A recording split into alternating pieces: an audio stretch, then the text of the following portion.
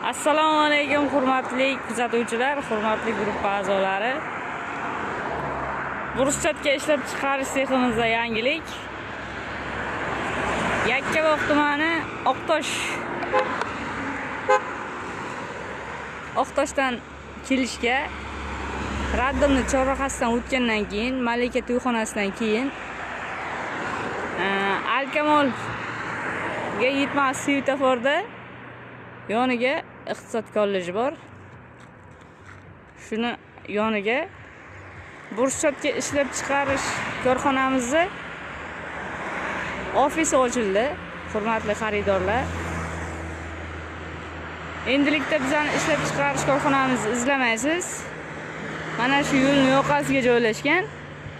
Bemalol kelib, o'zingizga yoqqan bruschatkalaringizni tanlab xarid qilsangiz bo'ladi.